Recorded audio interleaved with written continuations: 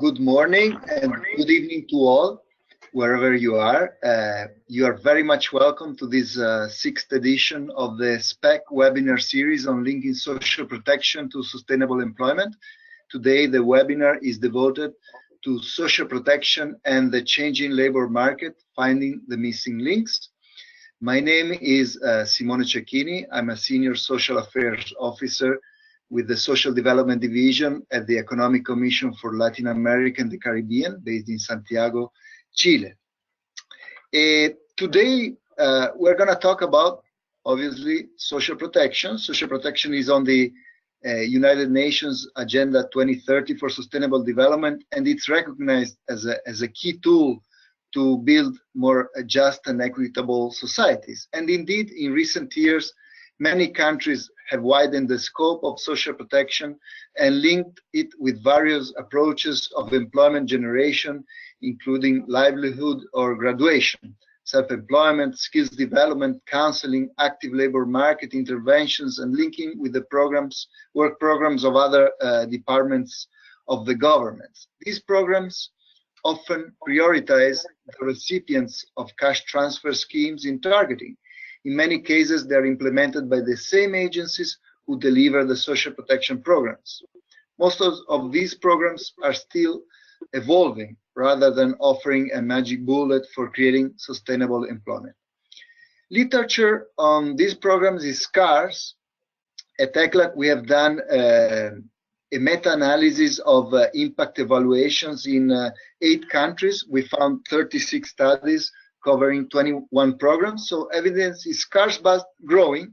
And what we found, at least for our region, Latin America and the Caribbean, was that of all the more than 600 indicators evaluated, about 58% were statistically significant and 40% had a positive impact. That's preliminary evidence. As such, there is a need for exchange of lessons among these programs to understand which approaches or elements of these programs work and which don't. This webinar is organized to promote such exchange. It is organized by the Social Protection for Employment Community, SPEC. SPEC is an open platform for facilitating knowledge exchange on linking social protection to employment. This is the 6th webinar organized by SPEC in a series of webinars on linking social protection to employment, and it is supported by the Australian Department of Foreign Affairs and Trade and the German Development Cooperation, GIZ. Well, now it is an honor for me to present today's presenter and the panelists. The presenter today will be Anna McCord. She's a research associate at the Overseas Development Institute, ODI, based in the UK. And then, as panelists, we have Maria Eugenia Mujica, the Vice Minister of Policy and Social Evaluation at the Ministry of Development and Social Inclusion, MIDIS, in Peru. Aparajita Sarangi, Joint Secretary, MREGA at the Ministry of Rural Development, India. Michael Sampson, Director of Research at the Economic Policy Research Institute, EPRI, in South Africa, and Ana Maria Raimundo of the Planning and Policy Development Unit. She's the head and officer in charge of Technical Support Services Division of the Sustainable Livelihood Program in the Philippines. So now we will hear first of all, the presentation by Anna McCord. She's going to present the report, Linking Social Protection to Employment, Current Practices and Future Directions. Anna, please go ahead. Thank you very much, Simone.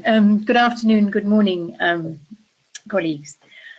I'm going to present a short summary of the report, which was written following a workshop last year held in the Philippines, supported by GIZ and DFAT. And essentially, this presentation will be exploring the crisis of unemployment and working poverty, which is prevalent in many developing countries at the moment, What we see is a situation where workers, poorly remunerated, working in adverse conditions without basic labour rights, without security of employment or social protection. And we see that actually the crisis of unemployment and working poverty is having a significant negative impact on poverty reduction and human development. And it's the consequence of changes in the structure of the global economy. This isn't a problem which is transient or a problem which is temporary. It's a structural problem which we're facing around the world. And I think the consequence of this is that now unemployment and working poverty are among the major development problems of our time. So what we're going to do is explore what this means for social protection. Next slide, please. And the challenge that we face as social protection practitioners is how to include the working age poor within the framework of social protection provision and how to enhance their prospects for future engagement in the labour market. So that is the question which I think we're all facing. Next slide, please. And the material I'm going to draw on for this presentation comes from two main sources. The statistics I'm going to be sharing with you and the analysis of the global employment problem comes largely from the ILO's World Employment and Social Protection Outlook 2017. It's an annual production which provides figures on global unemployment and underemployment. And the programming observations which I'm going to be drawing on come from the variety of programs presented at the South-South Knowledge Collaboration Workshop, Designing and Implementing Social Protection Programs for Employment, which attempted to explore different approaches to promoting social protection and employment. And 9 programs were presented at that workshop, which are listed here on the slide. And I'm glad that we have colleagues from the Philippines, from India, and from Peru who will be sharing their own experiences with us. Next slide, please. Okay, I'd like to start by saying a few words about the labour market context in which we're operating. And the most important message here, the top line message, is that the employment being created globally is not sufficient to absorb the growing global labour force. And this is a chronic problem which has been of slow economic growth, which was exacerbated quite significantly by the recessions in 2008-9 and then the recession of 2016. And what we're seeing is large-scale labour market failure. Labour markets aren't clearing, there isn't sufficient employment being created. And the result is a significant surplus labour force. And the consequence of this is both unemployment, with which we're quite familiar, but also chronic poor quality employment, with the prevalence of working poverty and vulnerable workers. So this is the labour market challenge. This is the context in which we're implementing our social protection and employment programs. Next slide, please. I'd like to look at unemployment and working poverty briefly, just to give some idea of the scope of the problem. Globally, there are 200 million people, that's about 6% of the global workforce, because labour force growth is greater than job creation. And unemployment is actually increasing in real terms by 2.7 million people each year. And this unemployment is concentrated among the youth. And in fact, it's large youth cohorts which are driving labour force growth. And sometimes we hear this described as a demographic dividend, but actually it's only a dividend if it can be used productively, if that labour can be absorbed into employment. And I think we're familiar with the consequences of early labour market exclusion. They've been well documented. We see that this can have sustained social, economic, and security impacts. And in fact, much of the destabilization which we see currently around the world is linked to this crisis of youth unemployment and exclusion from the labour market. Next slide, please.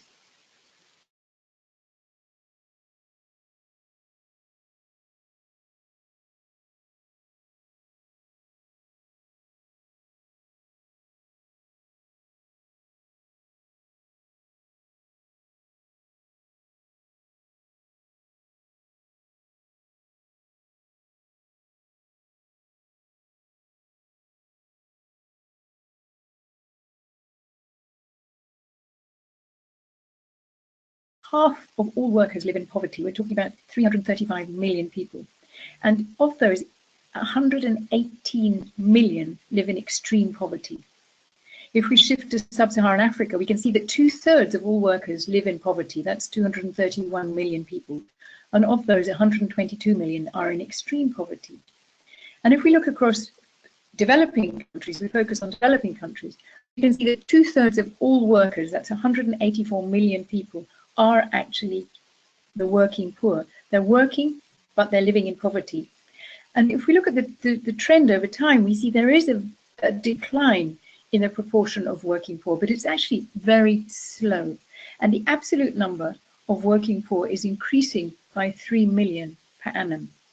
So I think you can see that even if we put unemployment to one side, within employment, we have a crisis of poverty. Next slide, please. And then if we look at the nature of employment which is being created currently, we can see that much of it is vulnerable. Now, this is a term adopted by the ILO, which accounts for workers who are engaged in own account, family, informal and precarious employment without access to any kind of contributory social protection. And globally, 1.4 billion workers are in vulnerable employment. That's 50% of the global total. And again, there's a marginal annual decrease in the share of vulnerable workers, but the number is growing per annum in real terms. And 75% of workers in South Asia and 68% of workers in sub-Saharan Africa are vulnerable. And what we see is a growth of precarious employment, which is poorly paid, insecure, unprotected employment with wages that cannot support a household. And that's a trend which we see equally in developed and developing countries. So much of social protection has been focused in the past on the unemployed, but I think these statistics tell a story that the challenge we have now is both unemployment and precarious, vulnerable employment, working age poverty. Next slide, please. Now, if we look at the causes of this crisis, they're a mixture of national and supranational factors. And in fact, it relates to the changing nature of economic growth. We see at the moment, and in recent decades, changes in the very nature of production, with increasing fragmentation of the labor chain, production across different countries, production shifting to new countries. And at the same time, we see slow economic growth. And what's critical is we see a slower structural transformation in many developed and developing countries than had been anticipated. Development economics predict that there will be a rapid transformation from agriculture into more productive industrial and service sectors, but this is happening much more slowly than had been anticipated. And the kind of economic growth that we're seeing and this retarded structural transformation is meaning that economic growth isn't producing the anticipated quantity of decent work. So some employment is being produced, but less than was anticipated, but the quality of that employment is problematic. It's poor. Next slide, please.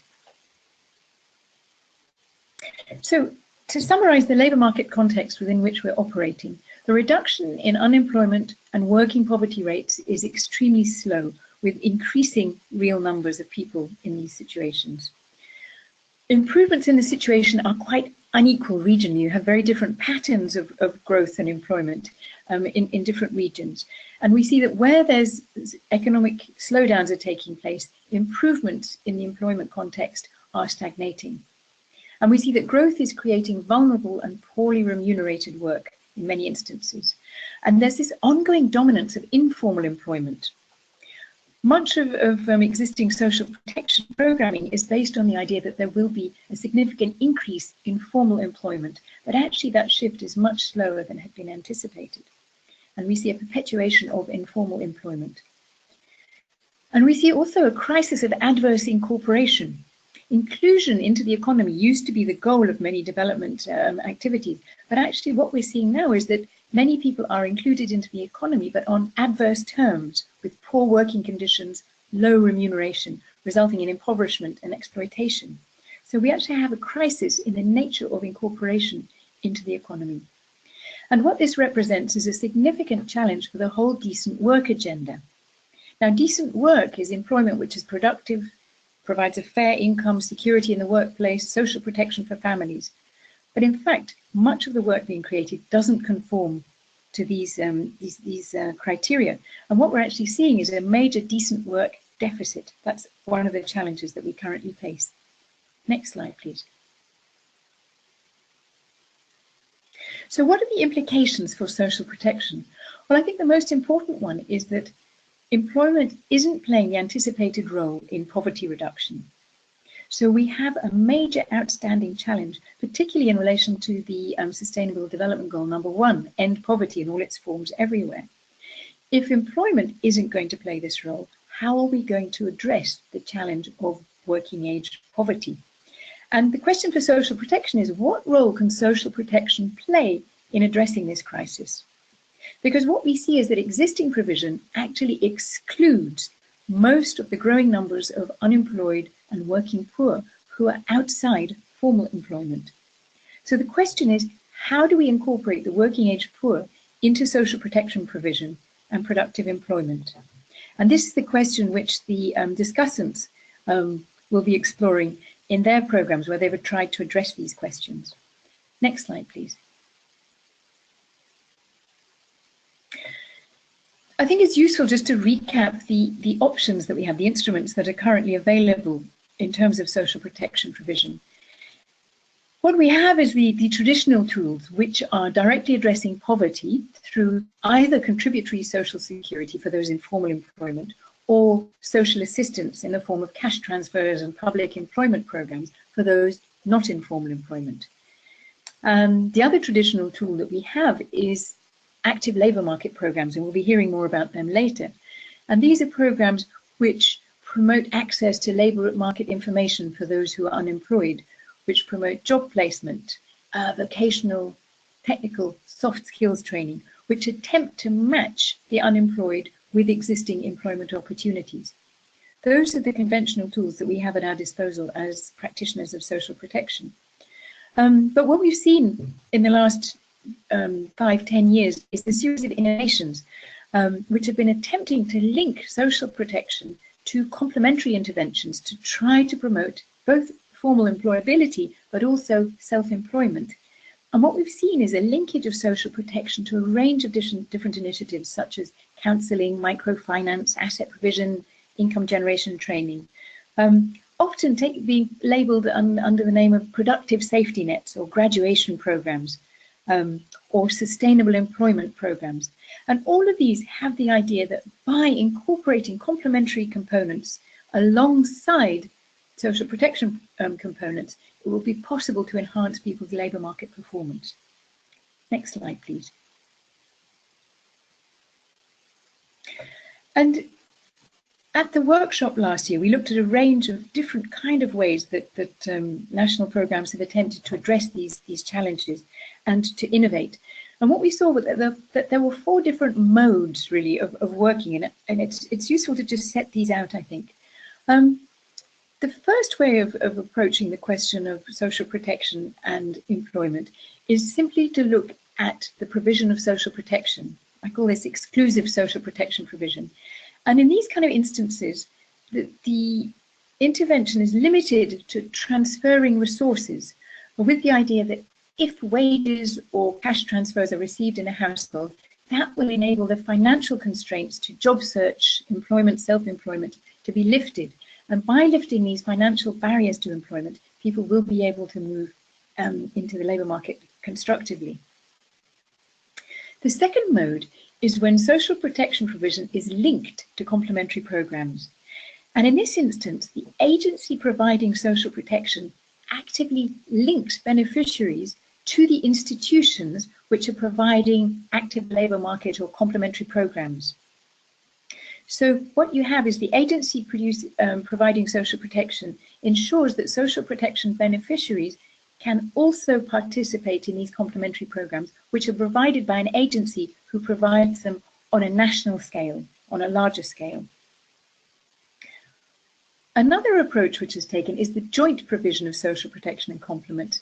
And here, the same agency who is providing social protection extends its mandate to also provide active labour market or complementary services for the beneficiaries. And what we see here is that the agency delivering social protection actually changes its function in order to extend the range of services that it can offer. So we call that joint provision. And then the fourth example that we saw, the fourth mode of activity, was programs which exclusively provide active labour market support. So they don't provide a social protection transfer, they simply provide support in terms of conventional active labour market programs, in the hope that this will stimulate people's engagement into the labour market. So these are the four types of approach which broadly current activities can be grouped under. Next slide, please. So before I finish, I just wanted to raise a few questions about these different approaches, particularly given the popularity of these kind of programs, which are either joint provision or linked provision. Because clearly there's a need to rethink social protection in order to make sure that it can address this crisis of working age poverty. And so my questions are these. How cost effective are current social protection interventions in the context of mass and chronic oversupply of labour? Many of the interventions that we see at the moment assume that there are employment opportunities for people to move into, and they don't necessarily reflect the scale of the crisis in terms of its mass nature and its long-term nature. So perhaps how well are these programs matched to the reality of the labour market context? And given their predominantly small scale, how cost effective are they? My second question is there a risk of overburdening social protection delivery agencies if we're requiring them to actually provide other kinds of services through joint provision? And my questions there would be related to the competence of staff who are actually social protection staff. What are their competencies in terms of delivering complementary services? What's their capacity in terms of the skills base they have of the workers as well as the agency? And is there a problem of overlapping mandates if the social protection agency extends into the provision of services which are the mandates of other national institutions? My third question would be a challenge of institutional coordination in the case of linked provision, because where attempts are made to link workers receiving social protection into active labour market programs and into complementary programs, there is a major challenge in terms of the transfer of information and the management of institutional coordination. So how best can that be addressed? And certainly at the conference, this issue of institutional coordination came up as a major challenge. And then there's another question, which is of a slightly different nature, which is there a risk that social protection allied with complementary interventions will result in a situation where we simply replace existing worker cohorts with program beneficiaries rather than creating new jobs? And certainly in some countries, we've seen this kind of displacement of workers coming out of social protection and active labour market interventions. But in the context of mass employment deficits, this is simply replacing one group of workers with another rather than creating new jobs. My fifth question is how efficient is it to link active labour market and complementary provision to social protection when social protection is actually limited? Because if we look across many developed and developing countries, we see that social protection coverage reaches only a few % of the poor. So it's very much a limited and rationed resource. So how efficient is it to link complementary provision to this small group of workers when actually the challenge is much larger? And that links into my final question, which is one of ethics. How ethical is it to focus active labour market and complementary provision on the few working age poor, that small proportion of the working age poor who are in receipt of social protection? How ethical is it to focus on this small group to the exclusion of others? So these are some of the questions which emerged during the workshop last year, and these are the questions which I'd like to put to our panelists and also to the wider audience in their discussion. Thank you. Next slide, please.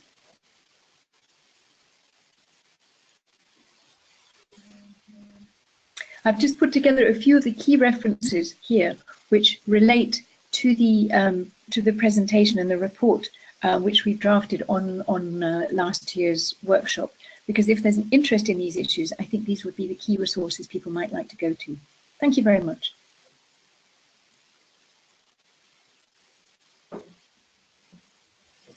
Thank you very much, Anna.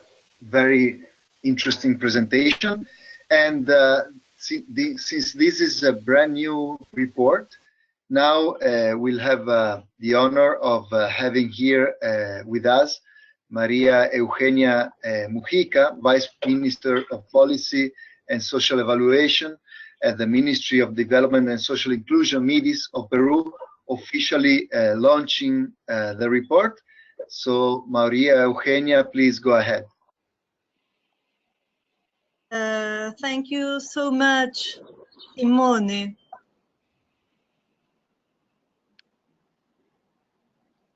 I assume we are not still in the panel section, no? It is in the launching of the report. Yes.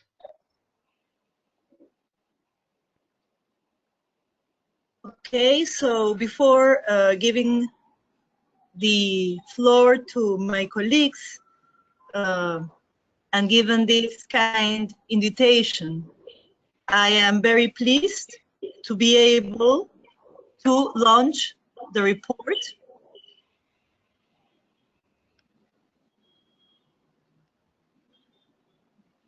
Linking Excellent. social protection to employment, current practices, and future directions from the Ministry of Social Development and Inclusion. We are very pleased to be able to have access to this report. Our work in social development and social protection will undoubtedly benefit from many of the contributions that we are already identifying in this important document. Thank you so much.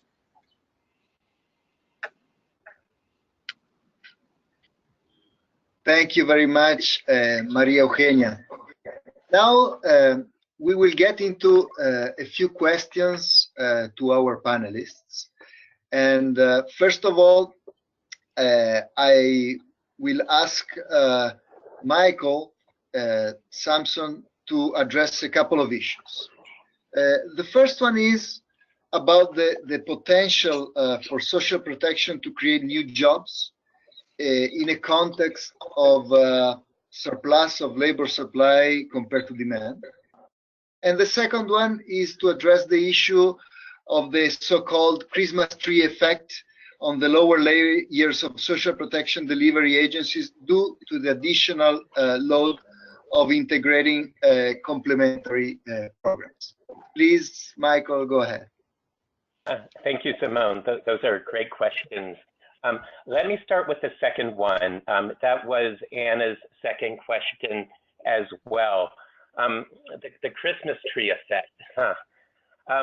Nicholas Freeland has a good way to illustrate that with a popular metaphor. Dr. Seuss's Sidwick, the big-hearted moose. And I don't remember the story really well. I might take a little bit of license with it. But it's about a moose being threatened by a Harvard Club hunter who saves a whole bunch of other scared animals in the forest by putting them in his horns. But this big-heartedness bogs him down as he's trying to escape the hunter, and it threatens all of them with their destruction. Well, social protection's the moose, and all these other aims, human capital and labor productivity and employment and livelihoods, and all these other things, HIV prevention, climate change adaptation, all these macro multipliers, these are all the animals in the forest. And they weigh down social protection, and they threaten the whole system with failure. Well, in Dr. Seuss's story, the moose sheds his antlers and saves himself. Just like social protection should abandon all these other goals and focus on its main priority, which is tackling poverty and vulnerability. But I think this is the wrong metaphor. Social protection achieves all these goals by directly tackling poverty and vulnerability. If we want a better moose metaphor, the moose kills the hunter, or in the G-rated version, scares the hunter away. It's a direct tackling of the threat that helps to achieve all these other goals. By directly tackling poverty and vulnerability, social protection achieves the human capital impacts, achieves the labor productivity impact, enables households to manage the risks they face and better engage in job search and in greater productivity that makes them more employable. And if we look at the impact assessments that this has done, that the Transfer Project has done, if we look at the impact assessments of unconditional cash transfer programs, we see positive productivity impacts, positive labor supply impacts, positive employment impacts. So even without trying to improve labor market impacts, we see social protection programs that tackle poverty and vulnerability achieving these goals. And it raises the second question, what would happen if we tried? What if we actually design these programs for better labor market impacts? And I think Anna's work here shows that we can do better by integrating these livelihood components into the programs. But here, Thidwick's metaphor provides a key lesson. We have to keep the primary focus on tackling poverty and vulnerability. Low wages will provide neither social protection nor decent work. Heavy targeting mechanisms can both exclude the poorest and undermine the social cohesion that can build the foundation for a more prosperous society. I think where we see the evidence is that universal rights-based approaches are both most effective at tackling poverty and vulnerability, and also they contribute the most to developmental impact. So if we go further with complex interventions, the complementary linkages that Anna was talking about, it's not a matter of burdening the social ministry with these responsibilities. It's a matter of getting ministries to work together to deliver effectively these complementary programs. And then we will successfully tackle social risk, we'll enhance capabilities, we can include developmental delivery systems that provide multiplier benefits. And these benefits work, now going directly to your first question, on both the supply side and the demand side of the labor market, particularly through the human capital impact over the long term. We're enhancing human capital. And it's today where cognitive capital, where knowledge capital is the key driver of growth. But we also see the risk management effect, enabling workers to better supply themselves to those jobs that exist, but are not being filled because there's a mismatch between the labor supply and the labor demand. And we see multiplier benefits coming from the aggregate demand that social protection programs are creating, particularly in the sectors where the poor depend the most. Social protection benefits enable poor households to buy food. And many poor households in many of the countries we're talking about depend on agriculture for their livelihoods. So social protection is increasing the supply of food, it's increasing the demand for food, it's increasing inclusive economic growth. Thank you.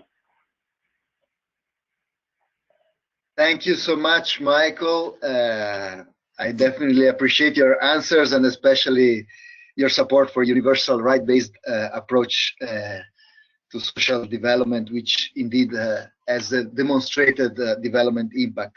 Now we will ask a couple of questions to the Vice Minister Maria Eugenia Mujica.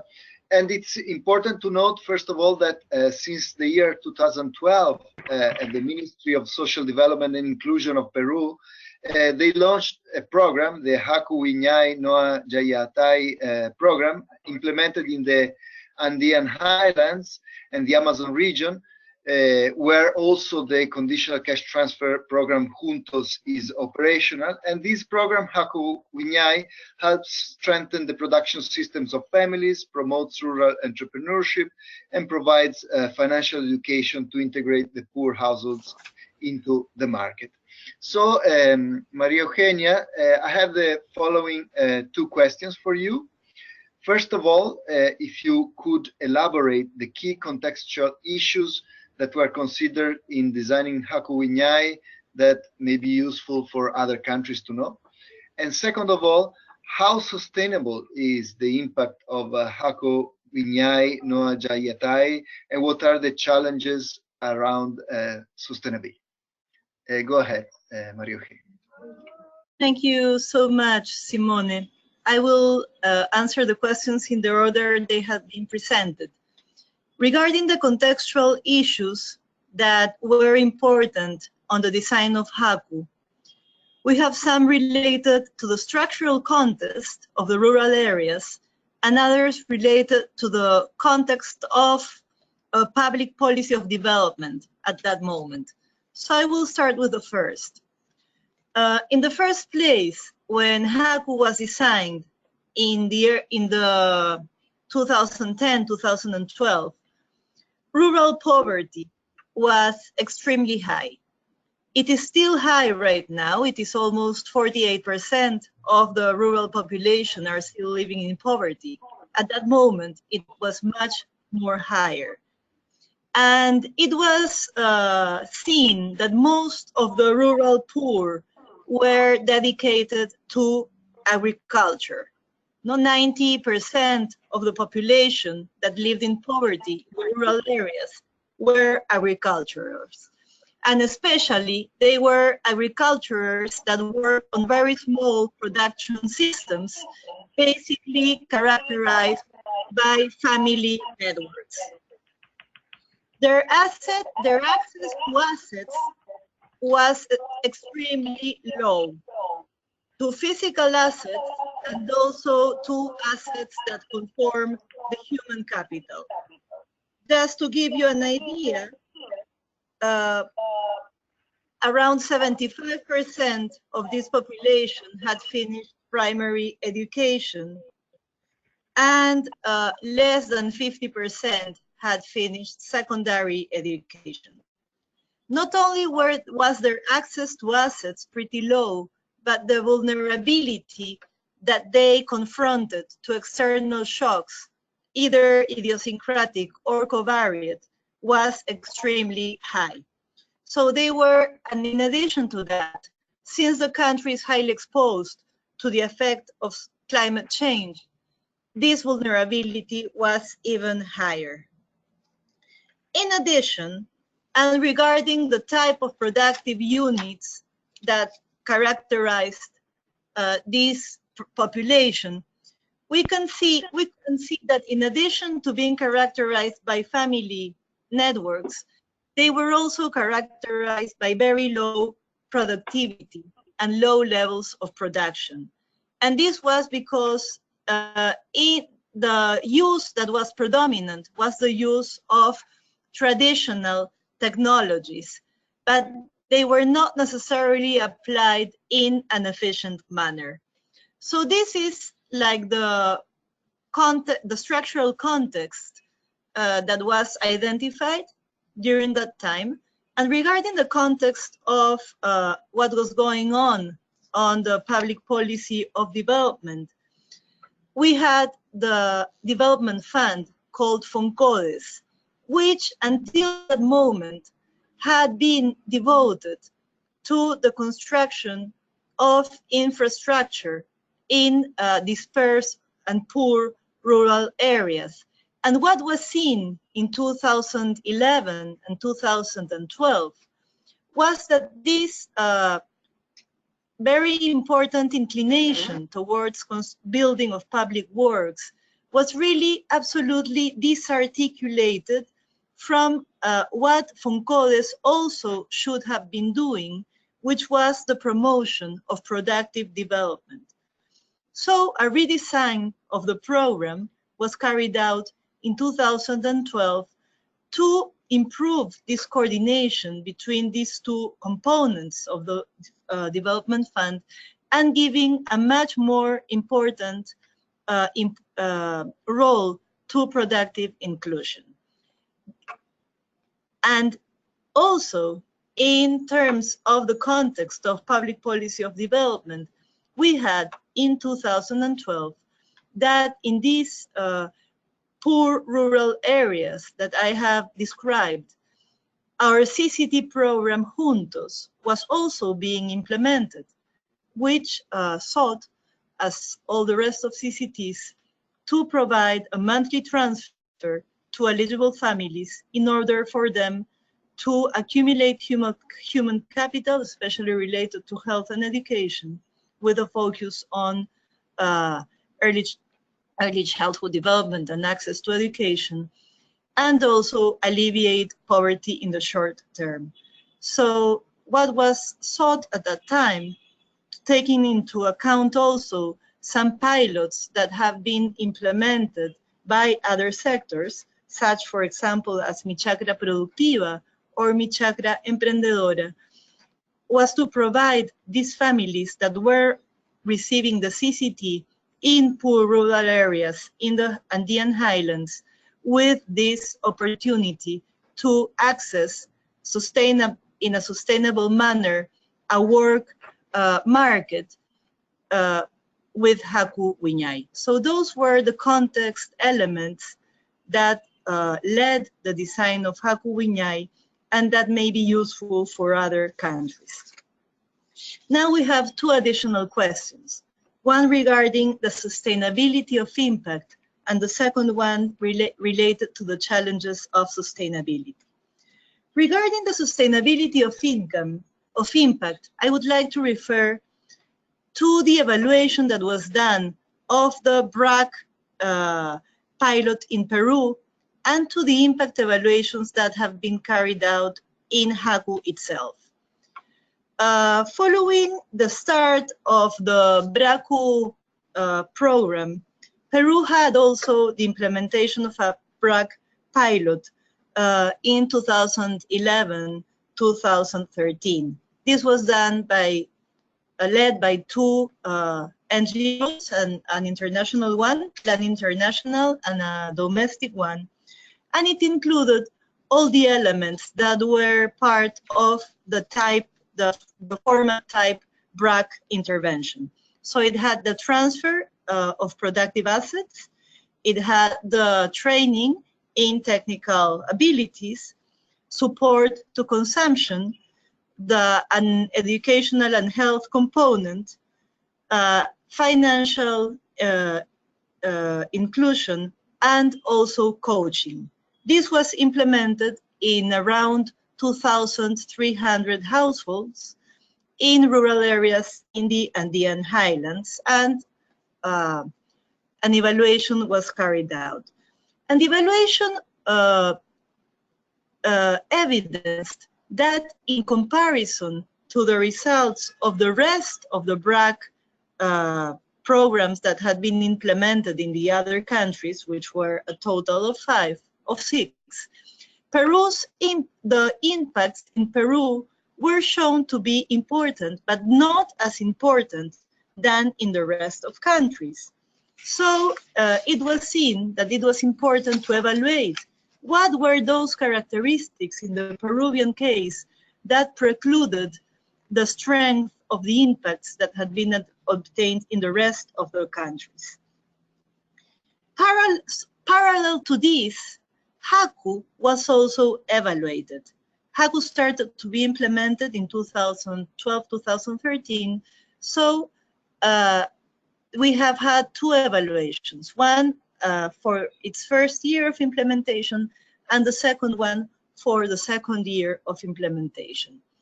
In contrast to the BRAC pilots, in the case of Haku Wiñay, we only implemented 3 of the components. The first one, the transfer of productive assets, was also implemented. The second one too, the training in technical capacities in technologies. And there was also a component of healthy methods for living that can be seen as a similar component as the one on education and health. We cannot say that there was a direct and universal linkage between the recipients of the CCT and the households eligible for Haku, because it was not carried that way. The first households were Juntos households, but after that, there was a separation. So what did our impact evaluation show us?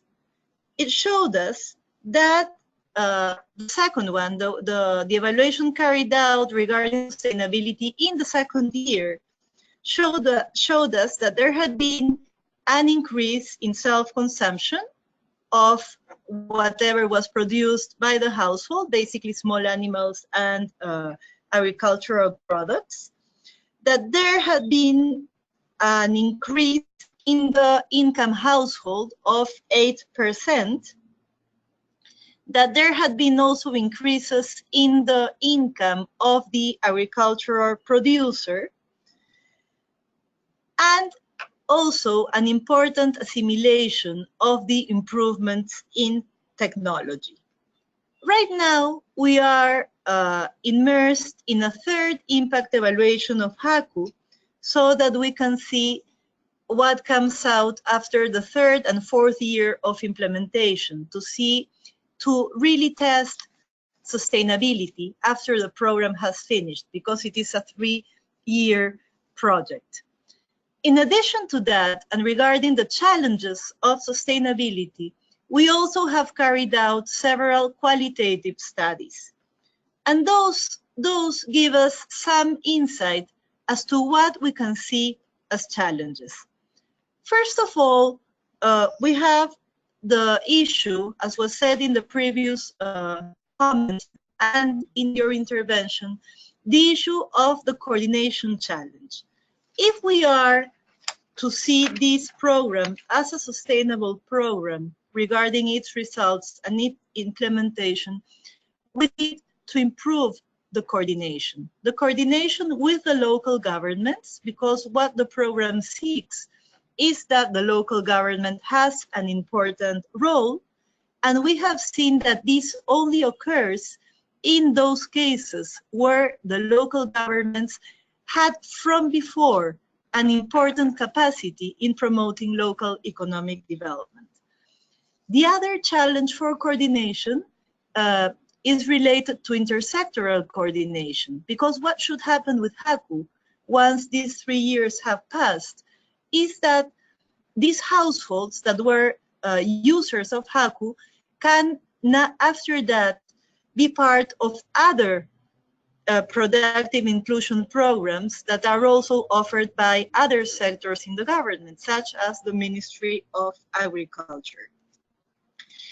A next challenge we have is attaining what Haku deemed since the beginning, which is becoming the link between CCTs, or traditional social assistance, and productive inclusion as a way of really contributing to reducing poverty in a sustainable manner. And this we are in the middle of working on, because right now only 40% of Haku Wiñay users are Juntos families.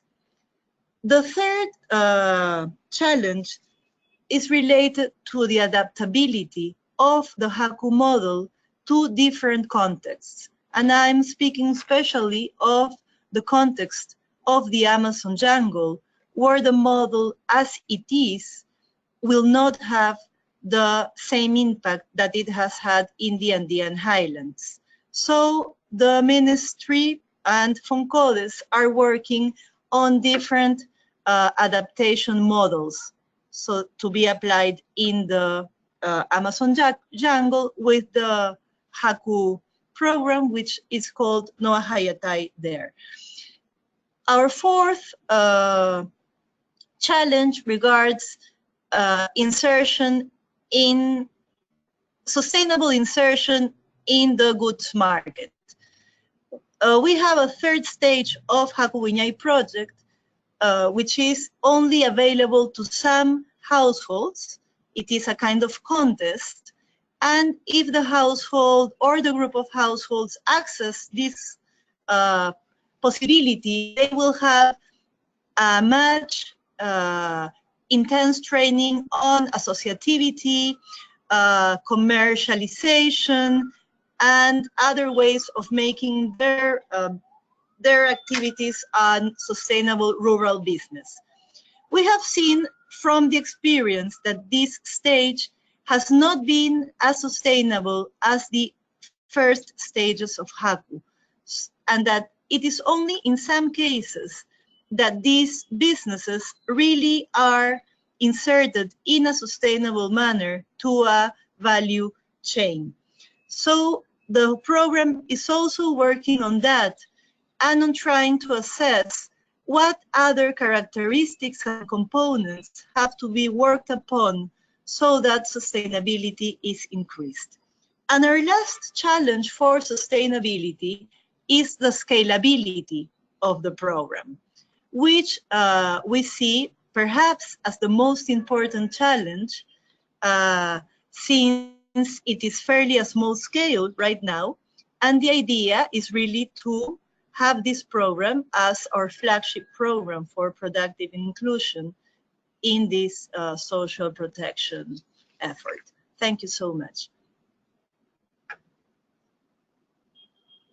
Thank you so much, Maria Eugenia. It was really enlightening to have this on-the-ground experience, the concrete experience of a government designing and implementing programs. And I would highlight especially your points about evaluation.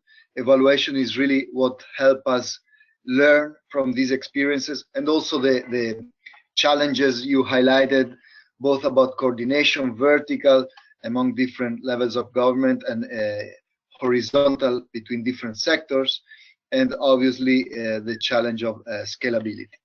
Now we will go to Aparajita Sarangi, and as we said, she is the Joint Secretary at MNREGA, and the Mahatma Gandhi Rural Employment Act. MNREGA is an employment guarantee program implemented by the Ministry of Rural Development in India. It is based on an act passed in 2005, which makes the state bound to provide at least 100 days of work every year to any citizen who demands work. The state has to provide unemployment benefits if it fails to provide work. MNREGA is the largest public employment program in the world, and it currently covers 100 million beneficiaries. So to Aparajita, we have two main questions. The first is about the big issue. What is the quality of the work created by MNREGA, and how do you rate this kind of work in relation to the decent work perspective? And the second question is about coordination. How does coordination work for MNREGA among different ministries, agencies, and between central and provincial governments? And how, in particular, is it important the capacity of the local government in implementation of the program? Please, Aparajita, go ahead. Thank you so much. It's indeed a pleasure, and I consider it my privilege to be part of this webinar. This, as you know, Mahatma Gandhi NREGA is the largest public welfare program of the world, with an annual budget of $10 billion. And we are into the 12th year of the program. We have spent so far $69 billion. A major portion of this expenditure everywhere is on wages and a portion of it, of course, goes to material which goes into the creation of assets. The title of the report, Linking Social Protection to Sustainable Employment, in fact, brings out the essence of our current focus in the program. We were actually focusing on wage employment alone a couple of years back. But with the coming of the present government in May 2014 in India, we have kind of shifted our focus. But having said this, I'm not saying that wage employment has taken a backseat. But I would certainly say that there is a balance between wage employment and asset creation aiming at sustainable livelihood opportunities for poor people in the rural areas. Now, as I told you, $10 billion spent every year. We want gainful utilization of funds. So we go for massive asset creation linked to sustainable livelihood, focusing largely on natural resource management, especially the water conservation and water management works, and agriculture-based activities. In fact, there are provinces in our country where the bottom 20, bottom 40% of the households in every village have been identified. And in fact, it's a very targeted approach. Multiple doses of assistance is given to that particular household so that it comes up the economic ladder. So there is absolutely no paucity of funds. Every year, 50 million households come for work. So the number, enrolled under this particular program is very high. Anybody who is willing, of the age of 18 years and above, can come for this program. In fact, and the beauty of this program is its flexibility. There's a lot of flexibility with the local bodies. In fact, local bodies all across the country, they are the implementing agencies. They implement the program and they have full flexibility, full autonomy, whatever they want to do. We have 260 kinds of works that we do under this program. Out of these, 84 are water related. Very interesting, water related. In fact, we are all concerned about the irrigation potential creation and of course the groundwater recharge. So we are into watershed development activities, and another important feature of this program is the community participation that all of us are trying to kind of ensure. So it is basically a program of the people, by the people, and for the people. They plan out, they monitor, they execute, and they actually go for auditing of the program. That is another beauty of it. So the question regarding the quality, I would certainly say that we have carried out studies. Very recently, Institute of Economic Growth based in New Delhi conducted a study in 20 states, and it was quite a matter of happiness for all of us when we got to know that about 11% of the households have registered an increase in their, so rather 11% hike in the income of the households that we could approach during the course of the study. So in fact, many evidences are there, and we are seeing it everywhere writ large on the faces of the people who come for work. Everywhere there are assets created, both community and individual, different kinds of assets. So that's actually very heartening. We have also gone for geotagging of all the assets. In fact, when we talk of quality, in fact, these are all solid, visible assets that we are focusing on, leading to sustainable livelihood, I reiterate. And they are all geotagged with the help of space technology and put in public domain. So any person can question the quality of an asset. So it's absolutely transparent mechanism that we have put into place. We have citizen information boards at every work site where the estimated cost of the work, the number of person days generated, the material involved in construction of the asset, everything is written so anybody can question. Another thing which has actually led to creation of good quality assets is social audit mechanism that we have put into place. Community actually goes for auditing of their accounts, of the assets that they create with the help of the government. Now, let me honestly tell you that we are in a facilitating role. We play a catalytic role. We are not the implementers. People are the implementers of this program, and that's the beauty of it again. So there's the concept of social audit. Whatever work is done, it is the Gram Sabha. In our parlance, it's the Gram Sabha. It's the village community which actually sits and looks into the quality of the work. They analyze the quality of the asset which is created in their village. So that is what it is. As far as other aspects of this program is concerned, I would definitely like to mention on the opportunities to be provided to the vulnerable segments like the women. I'm glad to inform you that 56% of our workers every year are women. And apart from that, in fact, every village we go to, there are certain segments, certain portions of that village which are inhabited by, invisible within quotes, invisible part of the population within quotes. The vulnerable portion of the village resides in some portion of that particular village. So we target those people, we want them to come out, we want them to participate in the planning process and then execute and monitor the works that are done in the villages.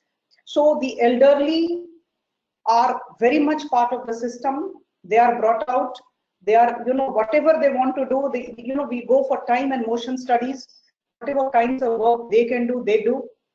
We also have provisions for giving employment to the people with disabilities, or rather differently abled people. So there is also, there's emphasis on roping them in and giving them employment opportunities. Women, as I told you, they are very much there. People with debilitating ailments, they are also, encouraged to participate in the program. So this particular program is definitely a social security net, and at the same time, it is going for massive creation of rural infrastructure, both community and of course individual, as I mentioned. As far as the second question is concerned, the coordination part, it's extremely important to have coordination with different departments of the government. In fact, if you ask me, I can list out 24 departments. I will not be wasting your time, I will not be listing them out. But yes, there are 24 departments we are working together, who are working with us. The states, the provinces are the implementing agencies. As I told you, the center, the Ministry of Rural Development sitting in Delhi is a facilitator, is a catalyst in the whole process. We release funds, 90% contributed by the Government of India and 10% by the states. They design the program, people in the villages with the help of the state machinery, provincial machinery, they design the program, they execute, they monitor, and they go for social audit. We just give them the facilitating framework to operate. That's our role. We go for frequent visits, and one very interesting thing which has happened of late is inter-province exchange program. So one province doing well goes to another province to learn it. So that's how it goes. And as far as coordination is concerned, I cannot visualize the implementation of this program without the support of provinces. So they are the implementing agencies. We are in a supporting role. I reiterate, we work with them, and 24 departments we have partnered with. We all work especially in the area of agriculture, especially in the area of watershed development, in the area of animal husbandry, in the area of food security, in the area of child care. You can see child care centers dotting the rural landscape in the country with the help of our program. The Women and Child Development Department gives some funds, lion's share coming from Mahatma Gandhi Narega. We have food storage godowns. You can see the local bodies, buildings in the villages, beautiful buildings done, concrete roads laid, watershed development everywhere, plantation done, cattle sheds done, poultry done, goatery done, everywhere, vermicomposting, that is the organic manure, all kinds of works, as I told you, being done everywhere. So I think we are all working together, and there is absolutely very close monitoring. As far as the capacitation of staff, in fact, one thing which Anna was very emphatic about was the capacitation. Towards the end of her presentation, she was mentioning this, the capacitation. It's very important to have competence level increased. So we have about 55,000 technical people. The entire, if you ask me the entire number, it's a huge program, as I told you. It's almost 400,000 people working for this program across the country, getting paid from my program, from this program. Now, out of these 400,000, 55,000 are technical people. So these technical people are being capacitated through specially designed modules so that the quality of the asset is taken care of. So we focus a lot on good governance measures, on increasing the competence of the people who actually supervise, monitor, and get things executed on the ground. And there is a lot of bonhomie between the center and the states, and that is why we are into the 12th year of the program. And every year, the government of India wants to increase the budget. Bit by bit, it is increasing, but yes, it is increasing, and nothing speaks better than the scoreboard. So the scoreboard speaks of itself, and then, you know, the government of India is convinced we have assets dotting the rural landscape, and there is tremendous demand for this program on the ground. Thank you very much. Thank you so much, Aparajita. Thank you for sharing the experience of this people-centered program, right? Program with a lot of community participation, social audits, as you said, great participation by women, and within the scale of a huge country, subcontinent, the issues of coordination that are so important. There are so many lessons there, and obviously the fact that also in this case we have evaluations. Now, I would like to tell to all our listeners that unfortunately Ana Maria Raimundo from the government of the Philippines was not able to reach us. So now we will very briefly go back to Anna McCord, because we are thinking now of the way forward. So it would be good to hear from her a few key recommendations that she has drafted and written in the report, and some highlights that would be useful for us all to think to the next steps. Please, Anna, go ahead.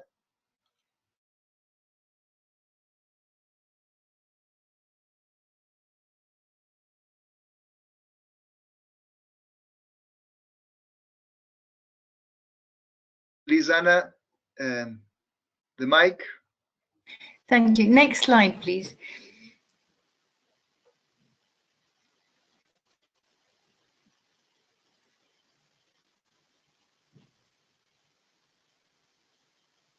Thank you, Simone. Do you have that? That's it. Lovely. It's right down at the bottom of the slide.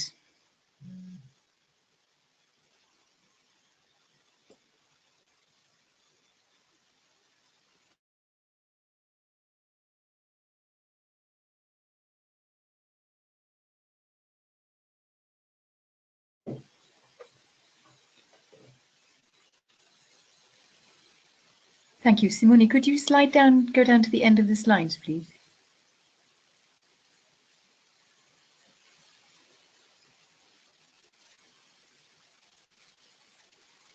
Sorry, Anna, I will coordinate. I have no control. Oh, lovely. Okay. Here we go. Here we go. Thank you.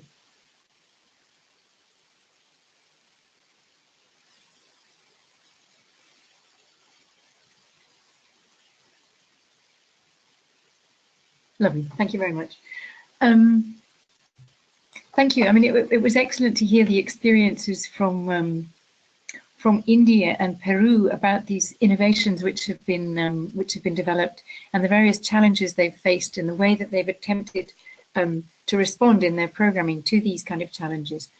And I think really, by way of conclusion, drawing on what they've said and also the inputs that we had from the other 7 countries during the workshop, I think the key message that comes out is that there's a need for realism in terms of the nature of the labour market challenge that we're facing. And I think the Indian example very clearly shows that. There was a recognition in India that actually this was a chronic problem, this was a massive problem, and that it was incumbent on the state to find some way of responding to the needs of the working age poor, recognizing that the market simply couldn't deliver the solutions. And so I think it's very important to learn that from the Indian example, and that we also need to understand the limits to social protection.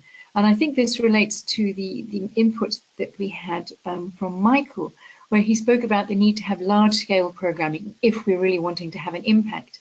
And I think it's clear that small-scale interventions perhaps won't be the mechanism, can't be the mechanism for really addressing some of these large-scale problems, and that the scale of social protection provision needs to actually match the scale of the problem if we're wanting it to have an impact on labour market performance.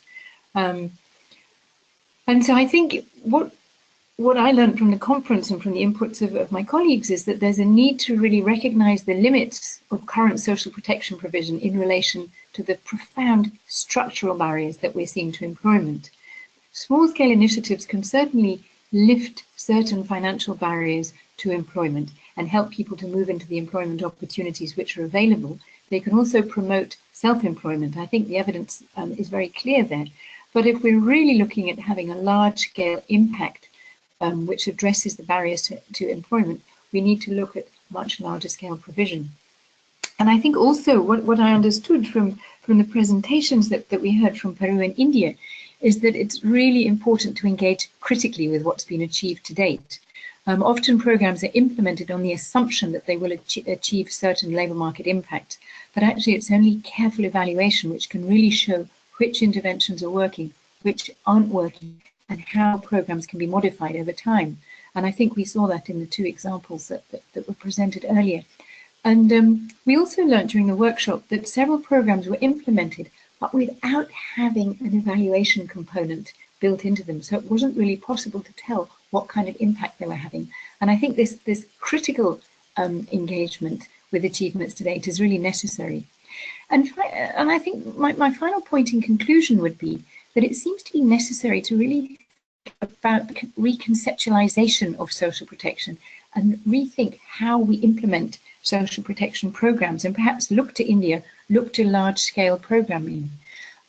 Because if the current models that we have are either the social security model, which assumes this increasing formalization in the labour market, which simply isn't taking place, and which excludes those who are working in precarious employment, which, as we've seen, is 50% of the global workforce. So I think we need to see that model in itself is quite limited in this new kind of context, but also that the models supported by the donor community are quite problematic, because these kind of social assistance interventions tend to be rather small scale and offer quite limited support to the working age poor. So I think we really need to learn very much from the kind of innovations and experimentation that's going on at the moment, to think about how we can reconceptualize the issue of social protection for the working poor and its relationship with employment. And I have a few recommendations drawn from the experiences of the 9 country case studies. Next slide, please.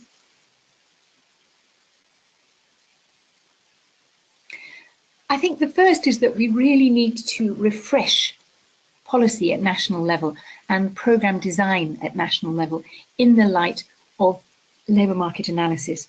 It's clear that we need to rethink the kind of approaches that we're using that link them very much into the nature of the labour market in each particular context. So I think actually carrying out an analysis of the labour market, of the nature of unemployment, underemployment, working age poverty, is a necessary precursor to effective and appropriate programming design, particularly at this time when we need to be rethinking interventions. The second insight which came out, and I think again was discussed in the India example, is the need to create an enabling institutional context, because implementing social protection in isolation from other programs is problematic.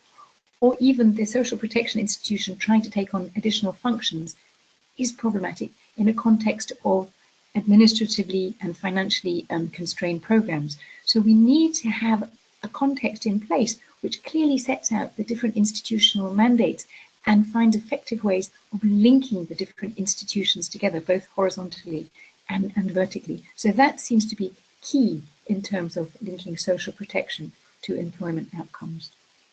I've already mentioned the issue of extending evaluation, and I think building evaluation into programming is critical, both for effective programming, but also to promote accountability and to ensure that programs are actually achieving what we hope they'd achieve. And I think the final and perhaps the most profound recommendation is very much in line with Michael and Simone's contributions, and in line with the example that we had from India. If we're wanting social protection to play a meaningful role in terms of promoting self-employment and promoting livelihoods, and also having a role in terms of economic stimulus and even contributing to formal sector employment, it needs to be implemented on a large scale. There's very little likelihood of small-scale social protection having these kind of impacts in a significant way. But actually, if we want social protection to play a role in the context of mass labour market failure, we really need to be thinking about what kind of models of large-scale social protection provision can be implemented.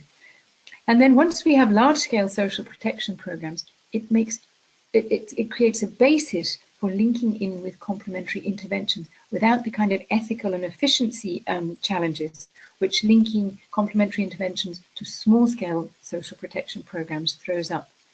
So I think essentially we can see from the experimentation which has been going on in the last few years that there are a set of prerequisites for social protection starting to play an effective role in addressing self-employment and employment more generally.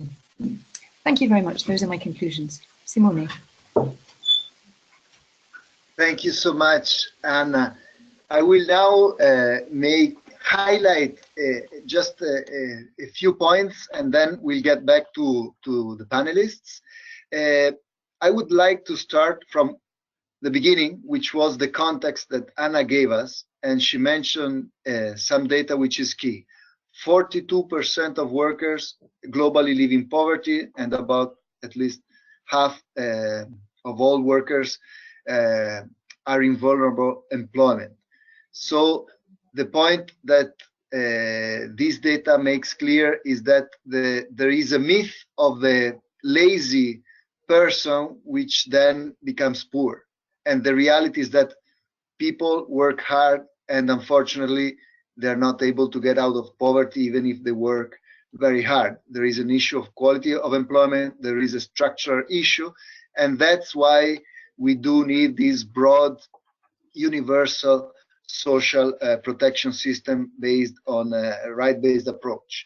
Now, with respect to the labor inclusion and productive inclusion programs, one thing I think it's key is to think of these programs as contributing to closing gaps. We have seen that these programs, for instance, operate in isolated rural areas like the ones on the Andes of Peru, or they include women that are often excluded from the labor market.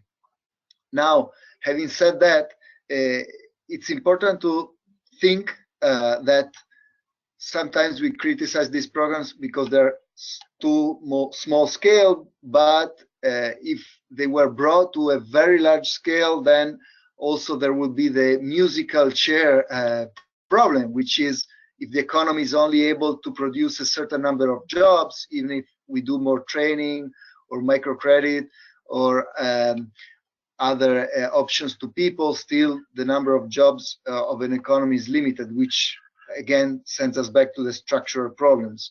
And also I'd like you all to reflect on the term that is now on fashion of graduation, which, you know, if we think of when we go to school or university, we graduate, we get a title, we're all set. When we think of poverty, graduating from poverty is much more complex. Poverty is dynamic. We can fall back into poverty. So Obviously, we can graduate from programs, but from poverty is more complex, and we do not have to graduate from social protection, right? All the presenters have talked a lot about the issues of coordination, which remit also to the issue of multidimensionality of poverty. And luckily, we all heard about the evaluations, which, as we said in the introduction, they're few, but of growing importance. So now I would like to go back in the order of presentation. So once again, we start from Anna, and I have a couple of questions for her from participants. So let me read question number 1, which is, how do we deal with chronic poor quality employment? And also I have another question for Anna, which is, as one of the causes of or slow job creation, do you think that growing demand for automated machines which are replacing human workforce is also playing a role? This question is from Nurlibek Shinali. Please, Anna, if very briefly, you can answer these 2 questions. Thank you very much. And they're quite tricky questions, I think it's fair to say. I mean, I think the issue of mechanization, yes, surely that's part of this changing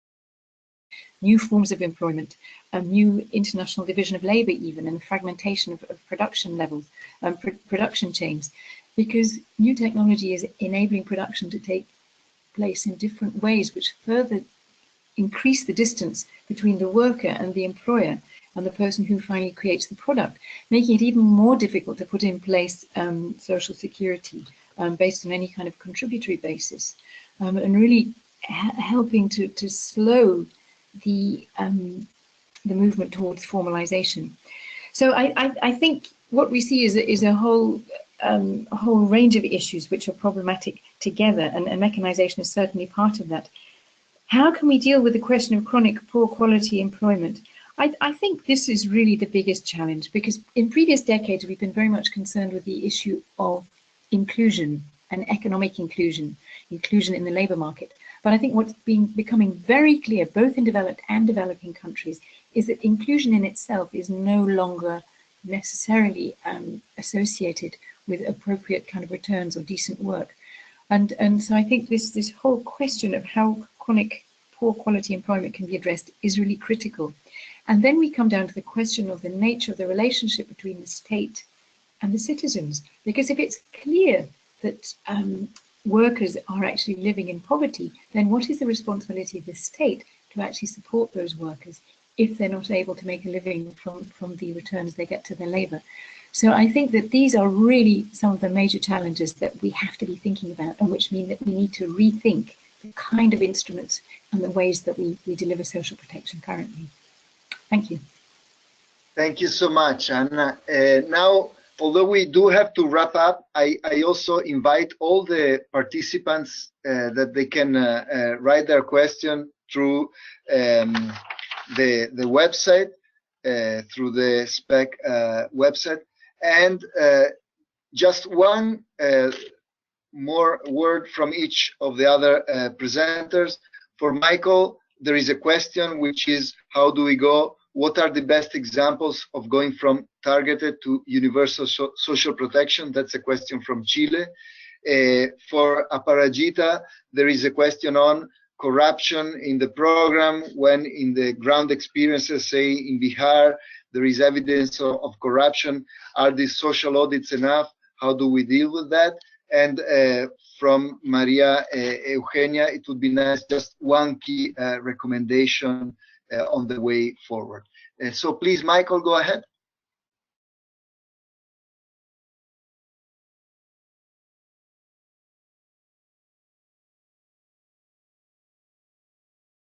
Microphone.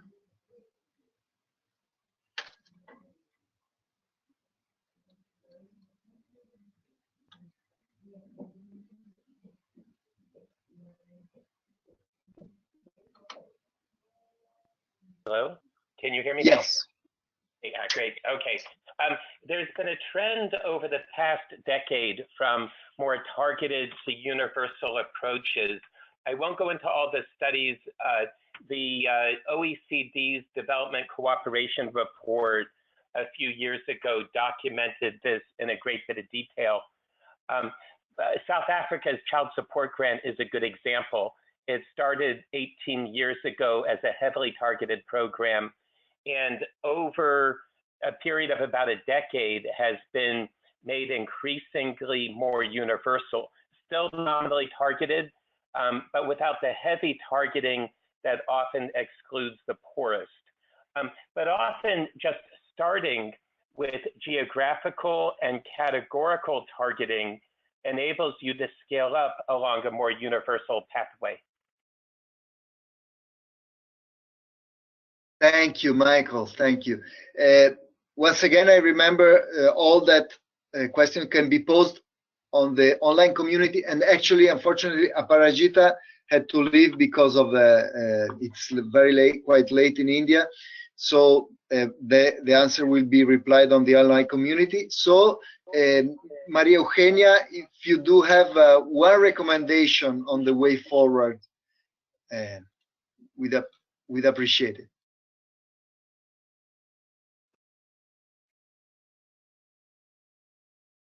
Thank you, Simon. Regarding the Peruvian case, and I guess it is applicable to the others, on addressing the issues of scalability and also of ensuring that interventions really contribute to a sustainable graduation, quote unquote, from poverty. In the following weeks, we are going to launch what we are calling our National Registry of Users.